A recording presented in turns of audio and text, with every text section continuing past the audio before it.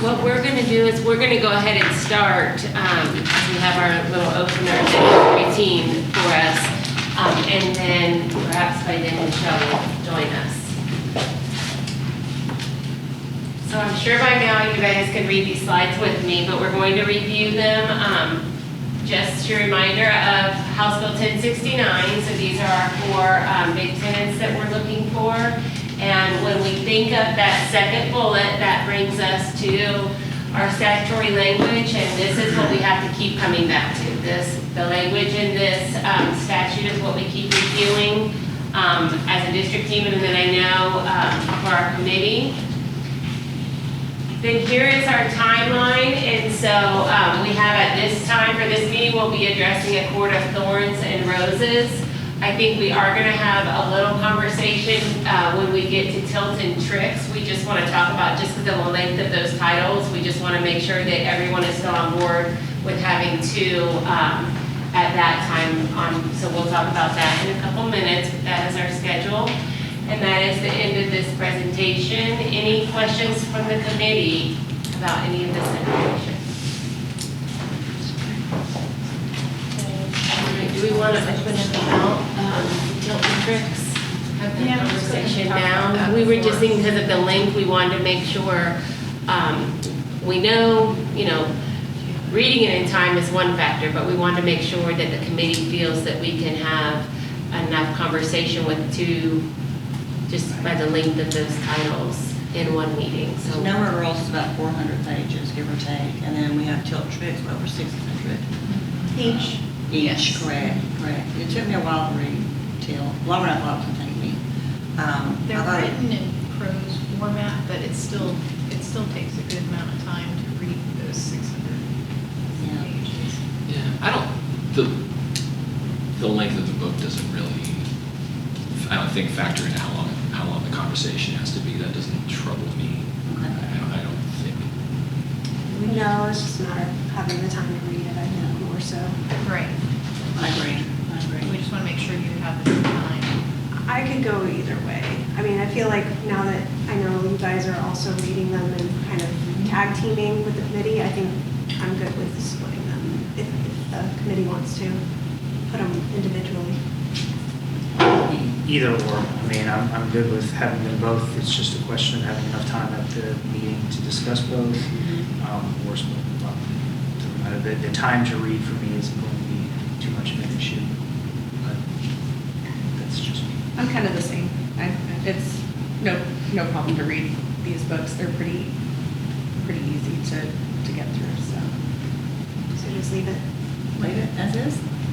Well, I guess at worst, if we use the word run out of time, or the committee need to leave, we can't finish, we can finish one book, we can't get the other, we can always, because our timetable is our schedule, right? Right. So we can always bring back the book we didn't get to.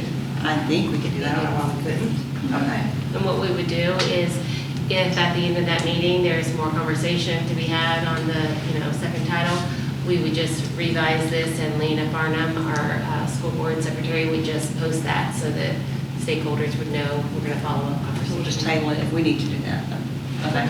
Cool. All right. All right, well, good afternoon, welcome. I'm Trish Ely and Missy Slack, Brevard Public Schools Library Media Content Specialist K-12.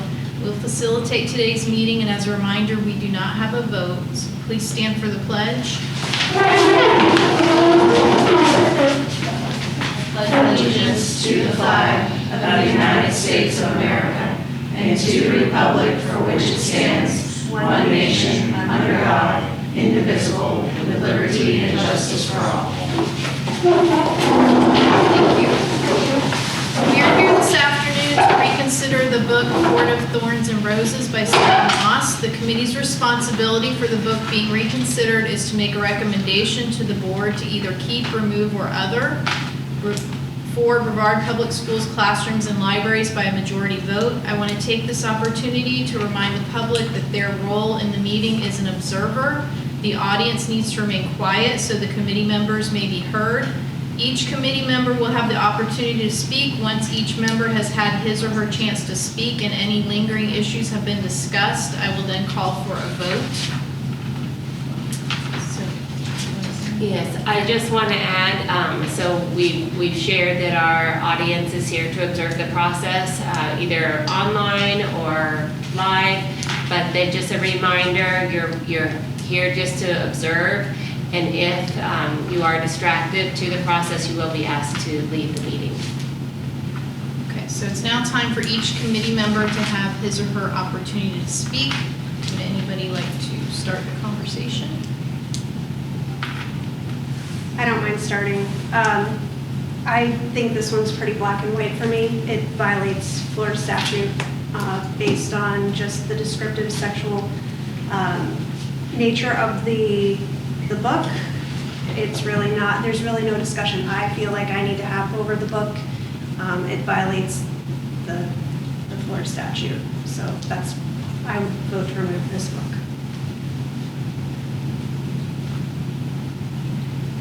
So I agree in that it definitely violates the statute.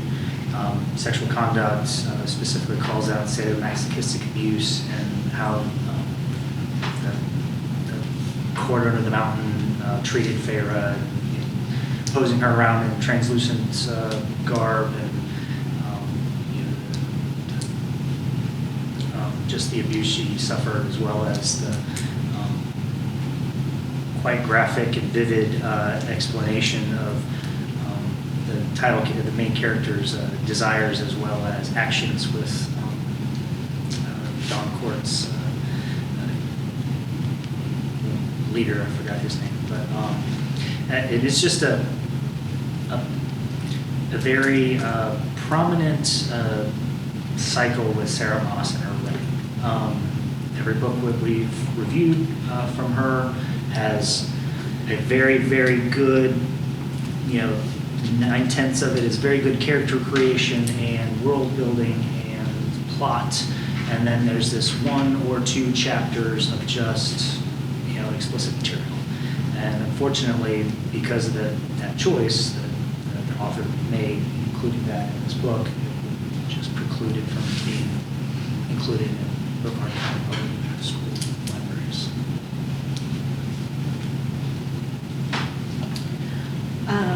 I agree with everything you guys said.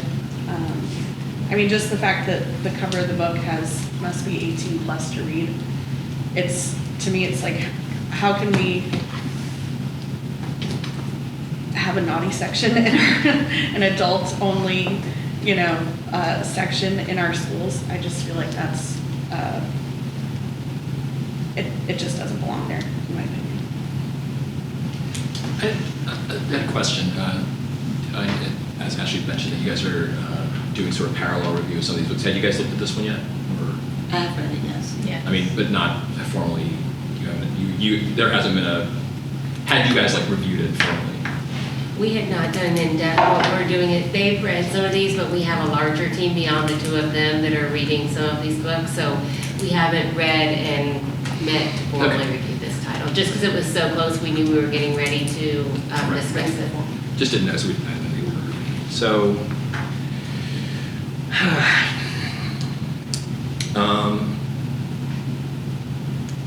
it's interesting. I was looking at the complaint. Again, it's the PDF from BookLooks, the official source if you haven't read the book and don't want anybody else to. And it's ranked the same as The Kite Runner, and the same as Slaughterhouse-5 on the 4 out of 5 fainting couches or whatever the meat marker is.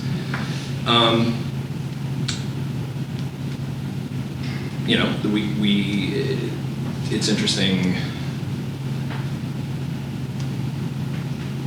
Yeah, I was wondering what was going to happen when we got back into fantasy books, or books where somebody may have enjoyed some of the, where any of the sex is presented positively, and here we are.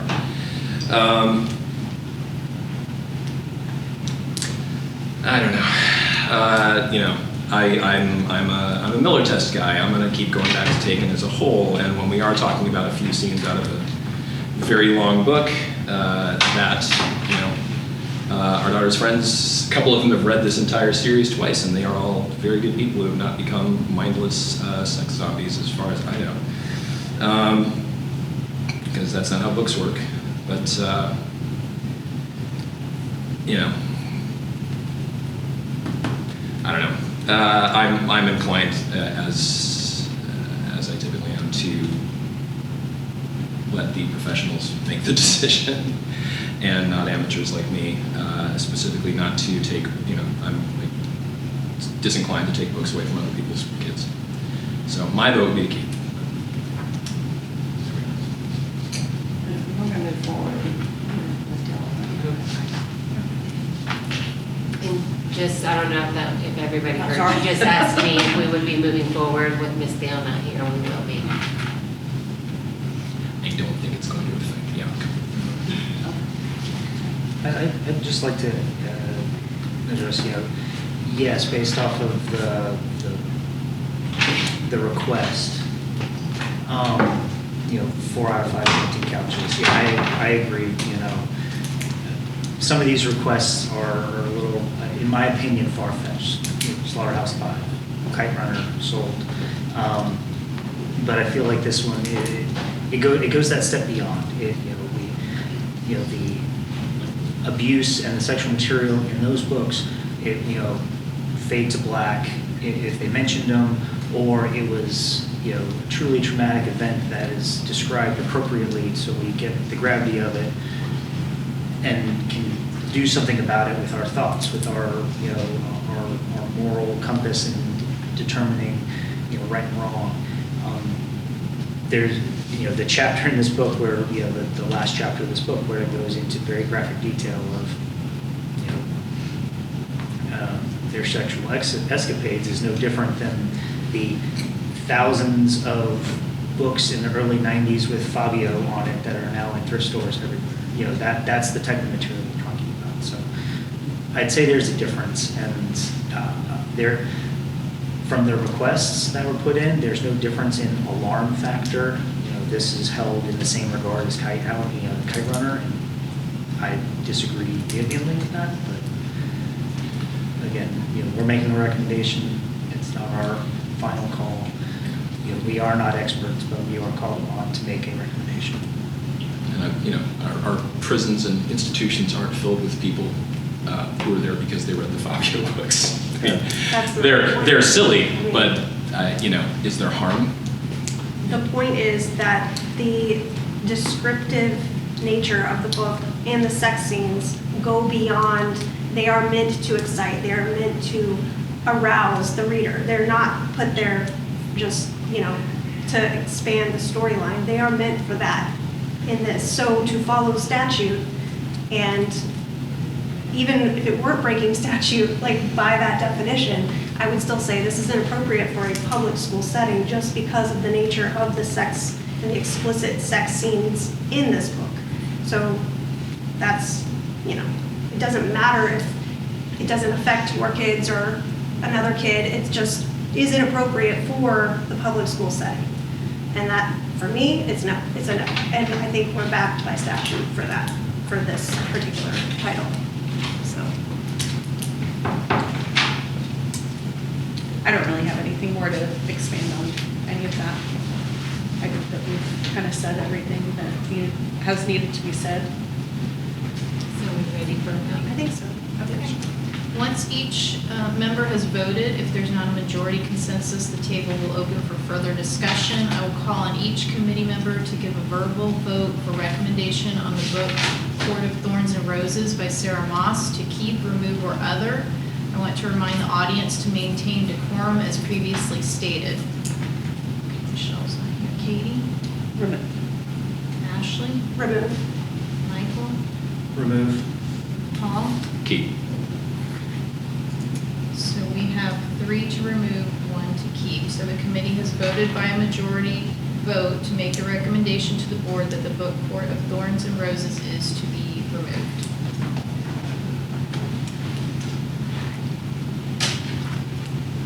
So our next book that we will do is Nowhere Girls on February 16th. And we will be in this same room at 1 o'clock. Everybody has a copy. Thank you. Nowhere Girls. Thank you. Thank you.